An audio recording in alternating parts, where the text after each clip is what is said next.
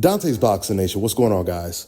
So as many times as I have watched this fight between Shakur Stevenson and William Zepeda, it took you guys in my comment section to point out the fact that in the 8th round, things went from bad to extremely desperate in William Zepeda's corner. Because his trainer, Panda, he told his fighter something I've never heard a trainer tell their fighter, and that is, hit him in the hands. What I need is when he has his hands up, you've got to hit his punch, hit his hands, hit his hands, hit his punches. That's what you got to do.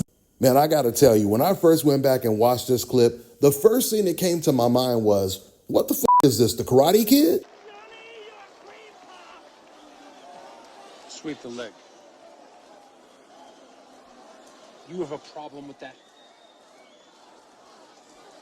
No, Sensei. So things kept going from bad to worse in William Zepeda's corner. You know, in my last video, I pointed out the fact that Panda, he told William Zepeda that Shakur Stevenson is intelligent. And when he said that, William Zepeda, he had the most discouraged look on his face. Zepeda's corner. He's intelligent, man. He's also thinking what he can do with you.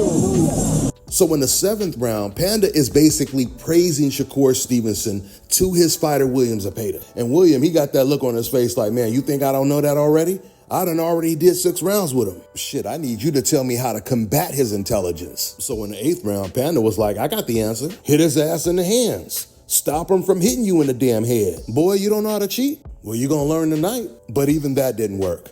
You know, it's funny to me how a professional boxing trainer can be naive enough to believe ignorant ass talking points on the internet. Everybody's saying Shakur hands are brittle, they break easy just because he injured his hand. But many boxers have injured their hands. That's the main weapon that you use in the sport of boxing. Virgil Ortiz, he just injured his hand. No one is saying that he has brittle hands, but when Floyd Mayweather or Shakur Stevenson injures their hands, all of a sudden they get this reputation of having weak, brittle hands that just break easy, like they're Mr. Glass. I mean, it's comical to me that Panda, he thought that was the answer. That was the best thing he could come up with. Now, don't get me wrong, Panda, he did give William other instructions. He told William to stay small, meaning don't stand up straight, because if he would have did that, Shakur might have knocked his head off, because Shakur, he was already hitting William Zepeda with 4-punch combinations at will. But I will give Zepeda in his corner credit for cutting off the ring, because William, he did a great job of cutting off the ring the entire night. You know, everyone complained about Shakur Stevenson being on the ropes too long, but a lot of that had something to do with William Zepeda. But because Shakur is such a versatile fighter, after maybe the first, 3 or 4 rounds, Shakur, he started to use his shoulder and he started to muscle William Zepeda back to the center of the ring. But the one thing I didn't understand with Shakur is once he would push Zepeda back to the center of the ring, there were moments in the fight, not all the time, but there were moments sometime where once Shakur got to the center of the ring, instead of circling Zepeda or going side to side, Shakur, he would back up in a straight line and he would end up on the ropes again. And it wasn't because of William Zepeda. Shakur Stevenson, for whatever reason, he chose to back up in a straight line and end up on the ropes again or in the corner. Now listen, when I tell you guys that a lot of the time Shakur, he was on the ropes or in the corner, you have to attribute that to William Zepeda. That doesn't take credit away from what Shakur Stevenson was able to do while he was in that position, though. It's the same thing with Floyd Mayweather versus Maidana. In fact, before this fight, you know, my friend, he asked me, he said, you know, what fight does this remind you of? And keep in mind, this was before the fight. This was like the week of the fight. And I told him, this fight, it reminds me of Floyd Mayweather versus Jesus Chavez. And it's funny because in that fight, Mayweather versus Chavez, that's exactly what Chavez did. He kept Mayweather's back against the ropes, and Floyd Mayweather was doing the rope-a-dope, beating his ass, which is kind of analogous to Shakur Stevenson versus William Zepeda. Now listen, when it comes to excuses, we knew that these race fans, they were going to completely change their tune once Shakur Stevenson completely dominated William Zepeda. Because remember, before the fight, they were all saying that, Shakur, he was going to run, et cetera, et cetera. And you got Turkey talking about making a smaller ring, which, by the way, there were moments when Turkey, he wasn't even paying attention to the fight. He was on his cell phone. He was talking to the guy next to him. But of course, when he was watching Hamza Shiraz versus Berlanga, man, he was in a trance. He was completely focused. And when Shiraz got the knockout, he jumped up and celebrated. I've never seen him celebrate like that before. But there's nothing wrong with that. I have no problem with Turkey celebrating his people getting the biggest win. But my problem is Turkey was the one specifically targeting Shakur Stevenson leading up to this fight. He was the one that came up with that silly ass Tom and Jerry analogy. So you would think that he would be the main person locked into this fight more than anyone in that arena. That was not the case. I've already told you guys, I've already watched this fight like 10 times. I've seen everything. And that crowd, everyone in that crowd, they were completely glued. At least their eyes was glued to what was going on in that fight. So just seeing Turkey distracted, talking to the guy next to him, not even paying attention to the fight, on his cell phone. He literally pulled out his cell phone from his pocket and started looking at messages or whatever in the middle of the second round when there was a lot of action and the crowd was erupting. It just didn't look good on camera. When you have made it seem as if you got this ring just for Shakur and everything was focused on how Shakur was going to perform in that small ring. As Shakur put it, Turkey was the main person trolling him. Now, don't get me wrong. Turkey, he was watching the whole fight. It's just he was easily distracted while he was watching this fight in particular. Moving on. I'm going to wrap this video up by talking about the decaf of the week. For my new viewers that don't know what that stands for, it stands for dumb casual ass fan. Now, even though actual boxing fans and other professional boxers are praising the hell out of Shakur Stevenson right now, of course you have the race fans, the decafs, that will try to use every excuse in the book to try to discredit Shakur Stevenson's win. They do this every single time a black boxer wins. And it doesn't matter how big the win is. Even when Terrence Crawford beat Errol Spence, these same fans tried to discredit Terrence Crawford's win, right? They did it when Floyd Mayweather beat anybody, Canelo, Manny Pacquiao, etc., etc. And you guys have all noticed, for the most part, the race fans have been completely silent since Shakur Stevenson beat William Zepeda. And I told you guys when I first made my post-fight video that the race fans, they should be the main ones coming out congratulating Shakur because they claimed that this is what they wanted to see. They wanted to see excitement. They wanted to see him go in there toe-to-toe. They wanted to see Shakur get hit.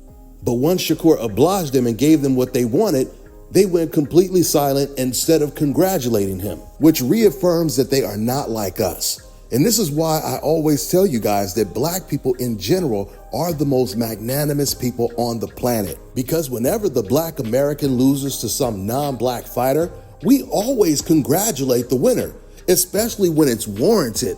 Not when someone cheats like Ryan Garcia, but even before I found out that Ryan Garcia cheated, I was actually praising him for his performance. Same thing with Tyson Fury cheating. Before I found out that Tyson Fury cheated, I was praising him in my post-fight videos. But this is never reciprocated. You never get it from the race fans. Whenever the black boxer wins, they go completely silent. Now, of course, you'll have a very small percentage of them that will come out and say something positive about the winner.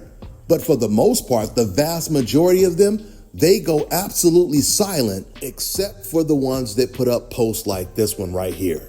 This was someone in my comment section, one of my Latino viewers. And as you guys could see in this post, he was doing exactly what I told you they do. He was trying to discredit Shakur Stevenson's win. Now, and I'm not going to read this whole post, but you guys can read it. I'll leave it on the screen. But just to sum it all up, he said that, Zepeda was a C+ fighter, if that, and he had no good wins. He didn't have experience. The only person he beat was Tevin Farmer. He got knocked down in that fight, etc., etc. So the main things that stood out was he said that William Zepeda was a C+ fighter and he didn't have the experience to beat Shakur. So I responded to the guy with a couple comments. But the main question I asked him, I said, okay, so since you're saying the reason why Zepeda couldn't beat Shakur was because of a lack of experience, in your honest opinion, who would you pick when it comes to William Zepeda versus Abdullah Mason, with you knowing that Zepeda has more experience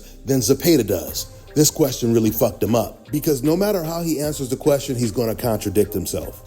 If he says Abdullah Mason beat Zepeda, now he's contradicting his whole experience logic. And if he picks Zepeda to beat Mason, it's an even bigger contradiction from what he said about Zepeda. So what did he do? He picked Zepeda. He said Zepeda would have beat Abdullah Mason before the Shakur Stevenson fight. But now that Zepeda has lost to Shakur, like basically he's saying that he's no longer the same fighter.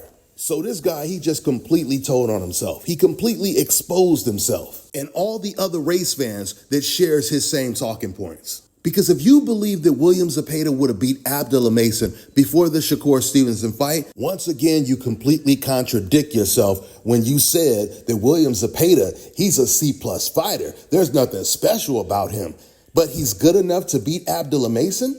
It doesn't make any sense. And it was never supposed to make any sense. It's just a talking point that these race fans use to make them feel better when they see American fighters get big wins. These decafs, they don't put a lot of thought into what they say on the internet. They just go with it because the other race fans are saying it. But following other dumb people will lead you straight into a wall head first. You see, the truth is, when these fans claim that they want to see Shakur be more quote-unquote entertaining, more dramatic, fight toe-to-toe, they want to see him get hit, right? Well, the fact that they are silent right now proves that that was never the case. The only thing they wanted to see was a loss on Shakur's record. And they didn't care how Zepeda got it. They didn't care how Shakur fought. They just wanted to see him take an L. But unfortunately for you guys, you're probably going to have to wait a long time for that. And if Shakur does lose, he's going to most likely end up losing to another black fighter that you guys can't stand, like a Gervonta Tank Davis. With that being said, I'm going to wrap this video up. That's all I got for now, guys. I'm on to the next one.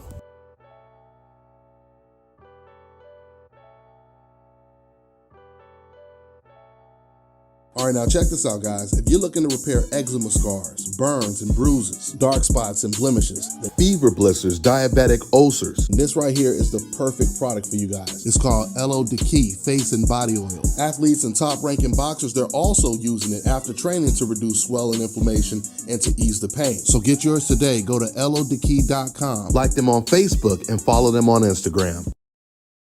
Let me tell you guys about Issa Israel Law Firm. It is a full-service legal practice based in Denver, Colorado, an emerging hub for combat sports and high-altitude training. If you're a fighter inside or outside of the ring and you need a law firm you can trust to fight for you, visit thefighterfirm.com or email help@iilawfirm.com. Legal representation is usually limited to plaintiffs or defendants in Colorado, but iFirm can help anyone in the world with trademarking their business name, logos, and U.S. immigration issues. This brother has been my attorney for a while and helped guide me through all kinds of business and civil issues, so make sure you guys go to thefighterfirm.com.